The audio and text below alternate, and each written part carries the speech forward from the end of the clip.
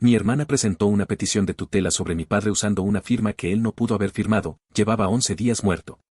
Me enteré en el campeonato de BBQ de Kansas City, rodeado de 300 personas, y no le dije una sola palabra hasta la conferencia de prensa del Ministerio Público.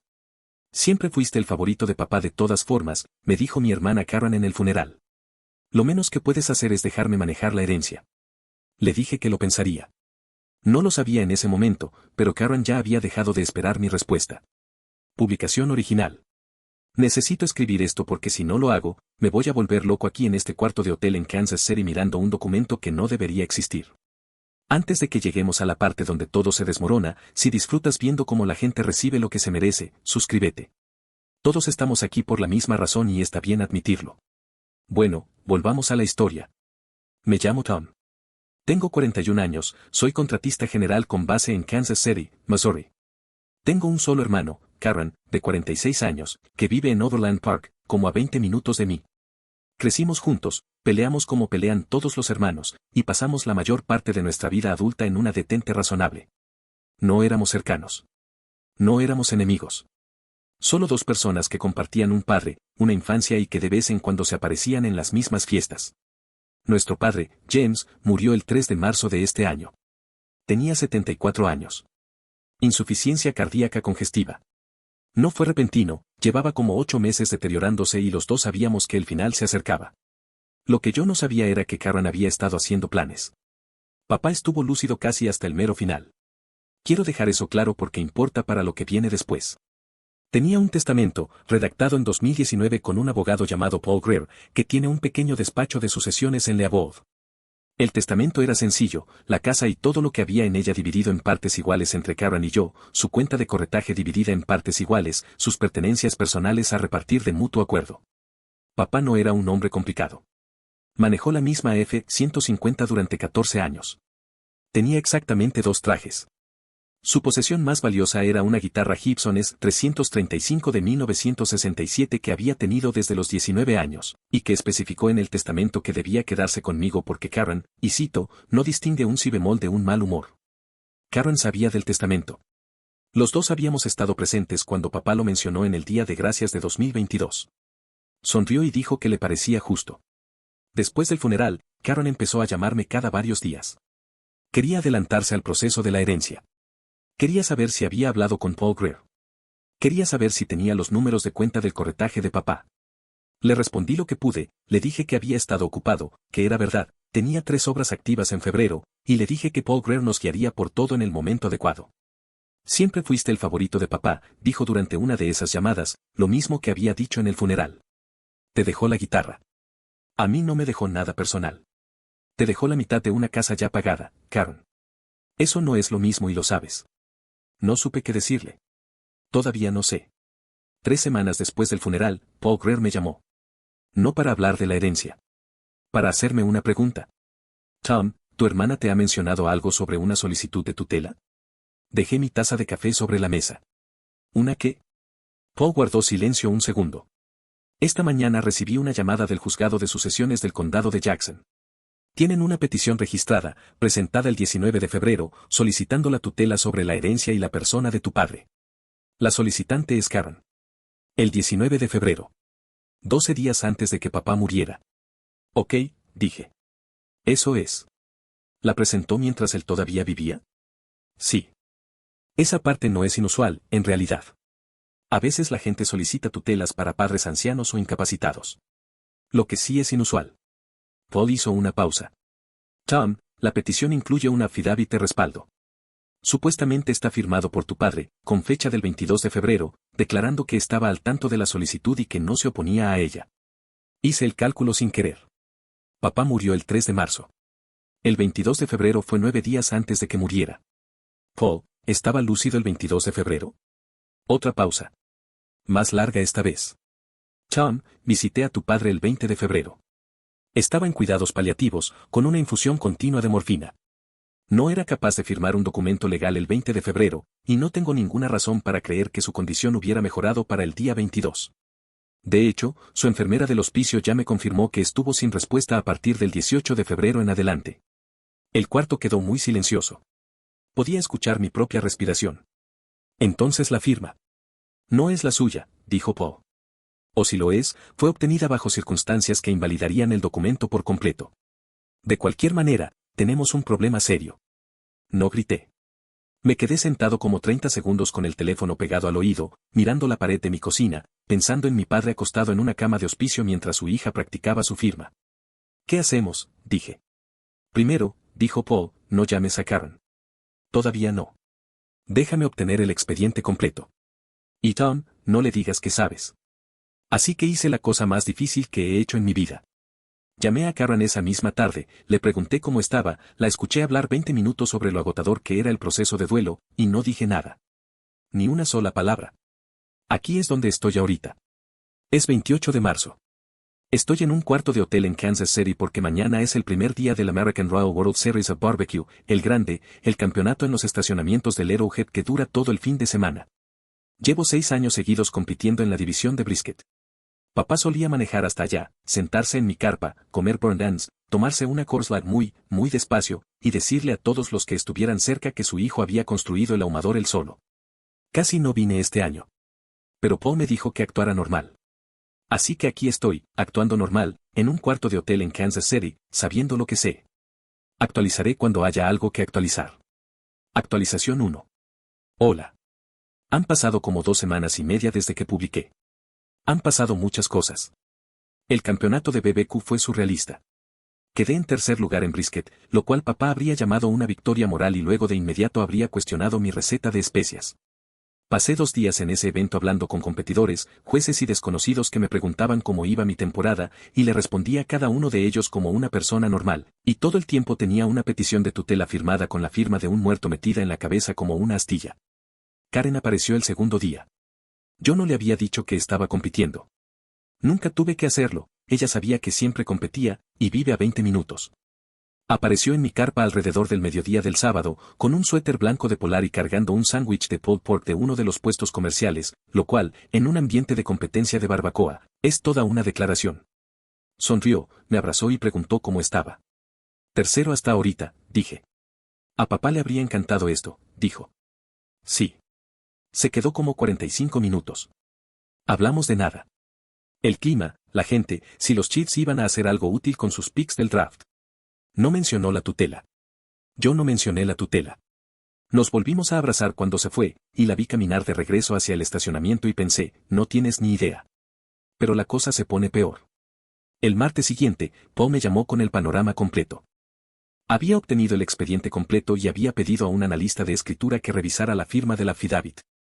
El resultado fue inequívoco, la firma no era consistente con los ejemplares conocidos de James Calloway.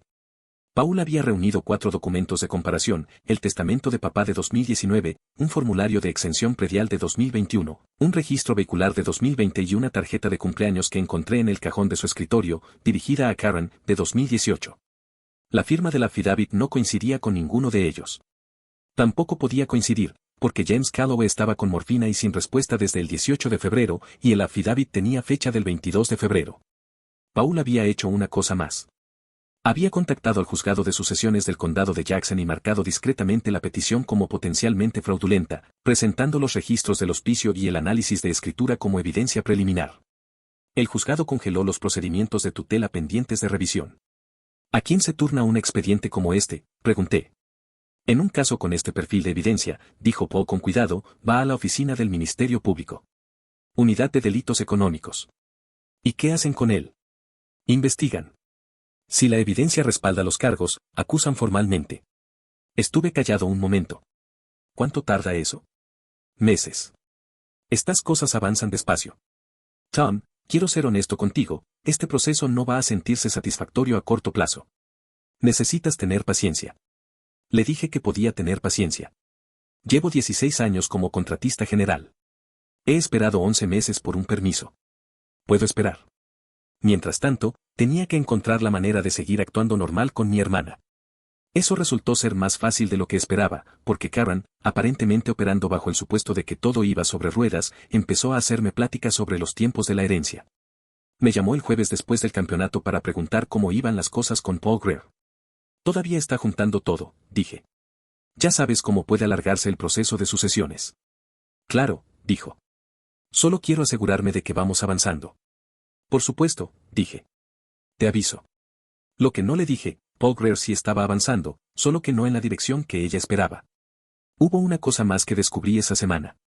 La cuenta de corretaje de papá, la que el testamento dividía en partes iguales entre nosotros, tenía un valor total de $141,000 al momento de su muerte. Si la tutela hubiera prosperado antes de que él muriera, Karen habría tenido plena autoridad legal sobre esa cuenta y sobre la casa. Bajo la ley de Missouri, un tutor tiene amplia discreción sobre los bienes del tutelado. No solo estaba intentando controlar las cosas después de su muerte. La presentó mientras él todavía vivía, cuando pensaba que tendría tiempo de usarla de verdad. Me fui a la cama esa noche y me quedé mirando el techo un rato. No enojado, exactamente.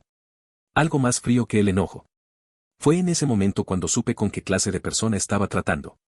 Actualización 2. Actualización 2. Ya estamos en los primeros días de junio. Casi 3 meses desde que murió papá. Quiero repasar lo que ha pasado porque parte de ello todavía lo estoy procesando. La primera semana de mayo, Paul me llamó para decirme que la Unidad de Delitos Económicos del Ministerio Público había abierto formalmente una investigación. Le asignaron el caso a una detective llamada Sarah Kowalski. Paul le dio todo, los registros del hospicio, el análisis de escritura, los ejemplares de comparación, el expediente del juzgado de sucesiones con sus marcas de tiempo. Sarah Kowalski me llamó directamente la semana siguiente para hacer una entrevista inicial. Era calmada y precisa, y hacía preguntas muy específicas. ¿Cuándo fue la primera vez que Karen planteó la idea de manejar la herencia? ¿Alguna vez la había escuchado mencionar la tutela antes de presentar la petición? ¿Tenía mensajes de texto o mensajes de voz que pudieran indicar una intención previa?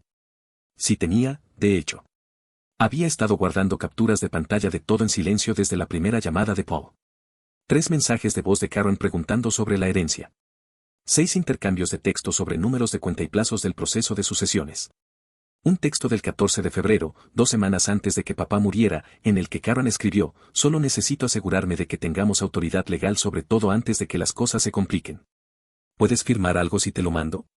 Yo había respondido: ¿qué tipo de cosa? Ella había escrito: solo cosas de la herencia. Paul puede explicar. Nunca le di seguimiento porque estaba en una obra y se me olvidó. Paul nunca lo mencionó porque Karen no lo había llamado a él. Al parecer ella había decidido no esperar mi cooperación. Le di todo a Sarah Kowalski. La tercera semana de mayo pasó algo inesperado. Mi prima Rebecca, que es hija de Carol, la hermana de papá, me llamó de la nada. Rebecca tiene 38 años, vive en Wichita y había estado en el funeral. Al parecer había escuchado a través de la familia que había algún problema legal con la herencia de papá y me llamó para preguntar si todo estaba bien. Fui cuidadoso. Dije que había algunas complicaciones y que Paul Greer las estaba manejando. Rebecca guardó silencio un segundo. Luego dijo: Tom, no sé si esto importa, pero Karen me llamó en febrero. Me preguntó si yo creía que tu papá estaba bien de la cabeza. ¿Cómo, si podía conseguir que un médico dijera que necesitaba un tutor? Le dije que no me parecía apropiado y ella dejó el tema. En ese momento no le di mucha importancia. Le pregunté si estaría dispuesta a compartir eso con una detective. Rebecca dijo que sí sin dudarlo. La última semana de mayo tuve una conversación con alguien que se había vuelto, de manera gradual e inesperada, muy importante para mí. Se llama M. La conocí en abril a través de un amigo en común en una fiesta de inauguración de casa. Es ingeniera estructural, tiene 38 años, tiene un humor seco que encuentro muy atractivo. Habíamos ido a tomar café y luego a cenar y luego a más cenas, y en algún momento a finales de mayo le conté lo que estaba pasando de verdad con mi familia. Amy escuchó todo sin interrumpir. Cuando terminé, se quedó callada un segundo. O sea, tu hermana falsificó la firma de un muerto, dijo. La firma de un moribundo. Técnicamente todavía estaba vivo cuando presentó la petición. Está siendo muy exacto, dijo M. Es exactitud de abogado. Asintió despacio. ¿Qué necesitas de mí? Lo pensé. Necesito a alguien que no me vaya a decir que sea el más maduro de los dos. Me miró fijamente. Eso jamás te lo diría. No tengo mucha gente en mi vida que entienda cómo funciono. Amy lo entendió de inmediato. Empezó a ayudarme a organizar el documento de cronología que había estado construyendo, un registro cronológico limpio de cada evento, cada llamada, cada texto, cada fecha de los registros del hospicio, cruzado con las marcas de tiempo del expediente. Ella es ingeniera. Construye cosas con precisión. El documento que me ayudó a terminar tenía 41 páginas y una tabla de contenidos. Imprimimos 2 copias un sábado por la tarde y ella me pasó la mía por encima de la mesa de su cocina como si me estuviera entregando una herramienta. Para cuando lo necesites, dijo. Lo guardé. La primera semana de junio, Poe me dijo que la oficina del Ministerio Público había terminado su fase de investigación y estaba preparándose para avanzar. No me podía decir el momento exacto, pero dijo que debía estar disponible y localizable. Ya viene, dijo. Le pregunté si necesitaba hacer algo. Nada, dijo. De eso se trata. No tienes que hacer nada. Deja que suceda. Y así esperé. Fui a mis obras. Cené con Emmy 2 veces. Una vez marqué el antiguo teléfono de papá por accidente, pura memoria muscular, y me quedé 3 segundos escuchando el tono de número desconectado antes de colgar. 3 días después de la llamada de Paul, todo cambió. Karen me mandó un mensaje un jueves por la mañana preguntando si quería comer y ponernos al día con lo de la herencia. Sugirió un lugar cerca del Country Club Plaza. Sin formalismos. En público. Me quedé mirando el mensaje un buen rato. Luego llamé a Paul. ¿Quiere ir a comer?, le dije. ¿Cuándo? Sugirió el sábado. Paul guardó silencio. Tom, esta mañana recibí una llamada de Sarah Kowalski. El Ministerio Público va a proceder. La conferencia de prensa está programada para el próximo viernes. El próximo viernes. Una semana. Voy a comer. Eso, dijo Paul, depende completamente de ti. Pensé en mi padre en esa cama del hospicio. Pensé en Karen parada en mi carpa de barbacoa con un sándwich de pulled pork, sonriendo, diciendo que a papá le habría encantado esto. Pensé en el affidavit con su firma falsa, fechado 4 días después de que mi padre dejó de poder mover sus propias manos. Le respondí a Karen por mensaje, claro. El sábado me queda. ¿Al mediodía? Ella mandó un emoji de pulgar arriba. Llegué a comer con el documento de 41 páginas en un sobre manila dentro del bolsillo de mi chamarra. Fue idea de Emmy. Tal vez lo quiera cerca, dijo. No para usarlo. Solo para tenerlo. Karen ya estaba ahí cuando llegué.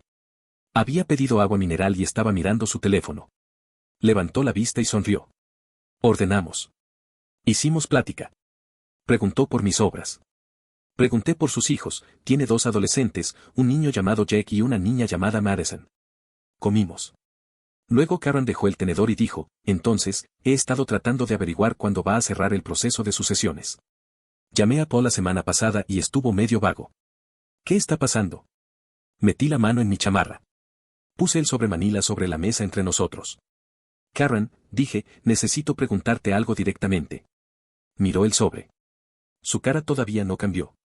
Ok. ¿Presentaste una petición de tutela sobre la herencia de papá en febrero? Un segundo. 2. Algo cruzó su cara, no exactamente culpa. Más bien como un recalibrado. ¿Dónde escuchaste eso? En el juzgado de sucesiones del condado de Jackson, dije. ¿Dónde está en el expediente? Agarró su vaso de agua. Lo volvió a dejar sin tomar. Fue una medida de protección. Quería asegurarme de que alguien tuviera autoridad legal sobre sus bienes y las cosas se complicaban rápido.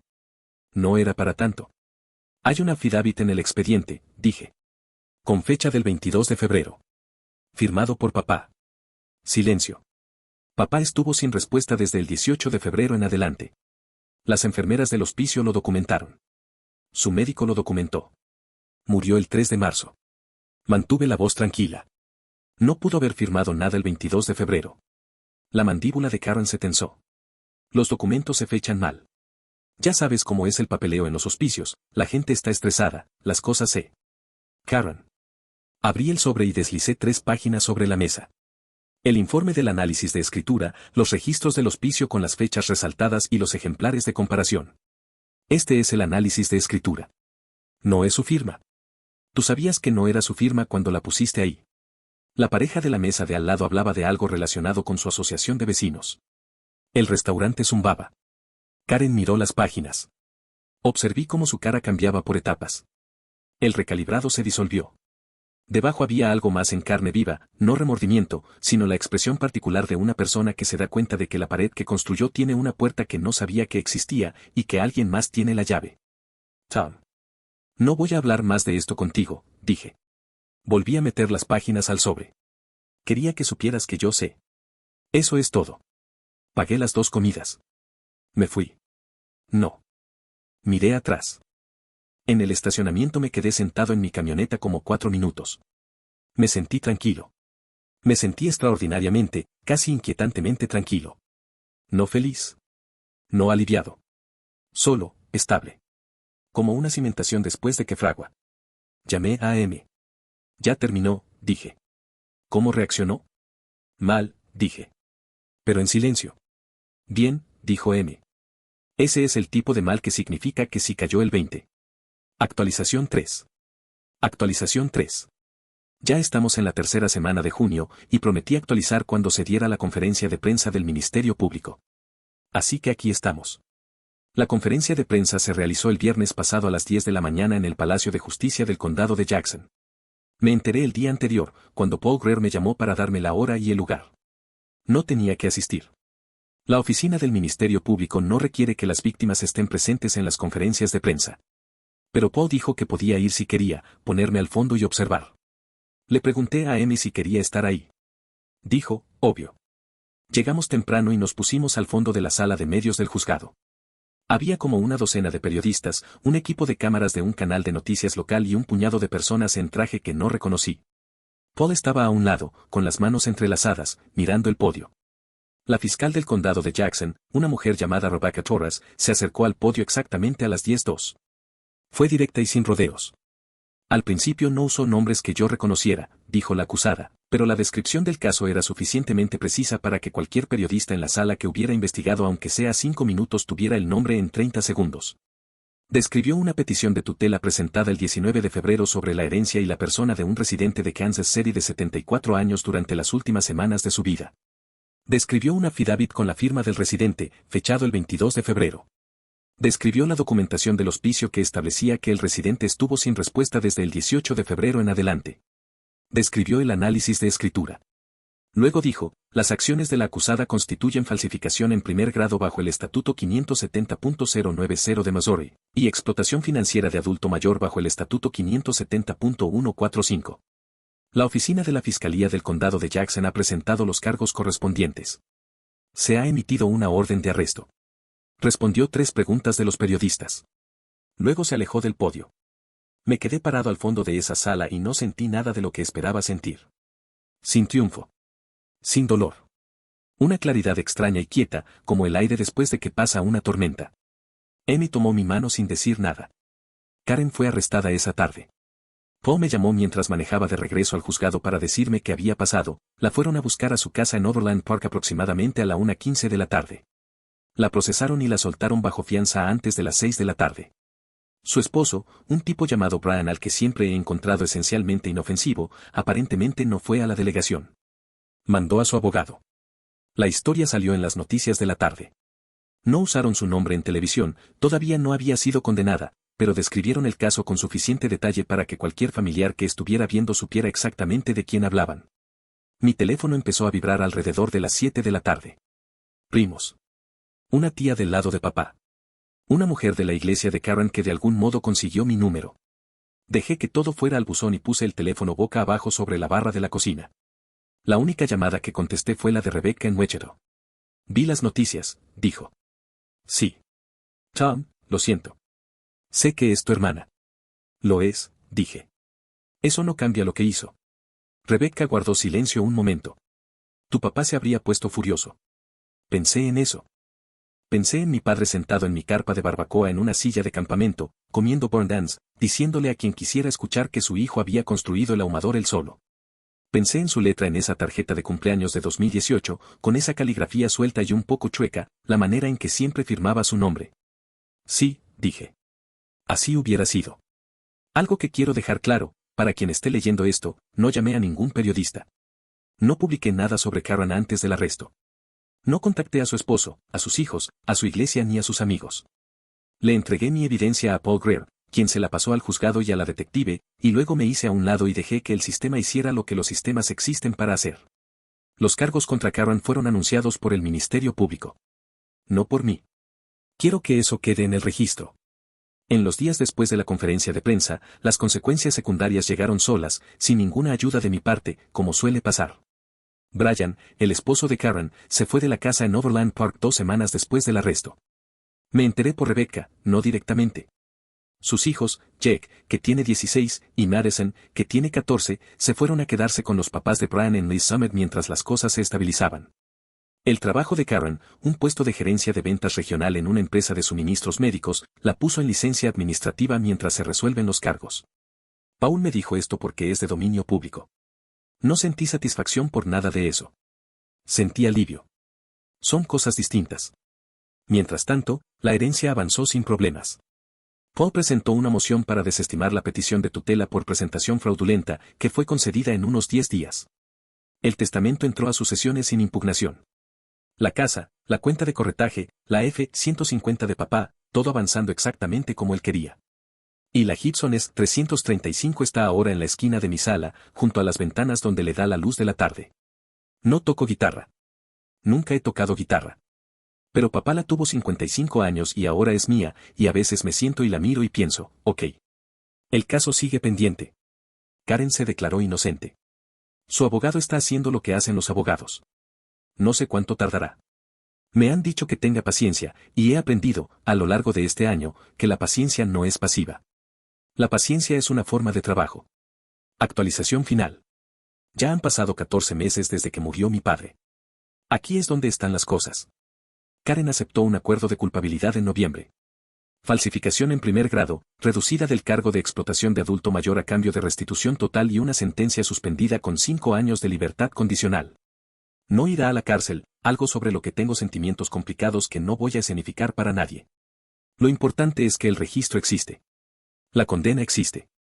La determinación del juzgado de que falsificó la firma de un muerto en un documento legal existe, permanentemente, en el expediente público del condado de Jackson. Su matrimonio con Brian no sobrevivió. Firmaron el divorcio en enero. Me enteré por Rebecca que los hijos, Jack y Madison, están principalmente con Brian ahorita y que Madison en particular ha sido muy clara con Karen sobre cómo se siente por lo que pasó. Madison tiene 15 años. Descifró la cronología como los adolescentes descifran las cosas hoy en día, a través de registros judiciales que se pueden buscar en Internet, y llamó a su madre desde la casa de su padre y le hizo una pregunta directa, y Karen aparentemente no pudo responderla de una manera que satisficiera a una chica de 15 años que no tiene ninguna razón para proteger los sentimientos de su madre. Me enteré de esto por Rebecca en marzo. No me comuniqué con Madison ni con Jake. No es mi lugar. En febrero pasó algo que quiero mencionar. Recibí una llamada de un número que no reconocí, y cuando contesté, era Brian. Me dijo que lo sentía. Dijo que no había sabido lo que Karen estaba planeando cuando presentó la petición, lo cual creo que probablemente es verdad. Brian siempre ha sido, como dije, esencialmente inofensivo.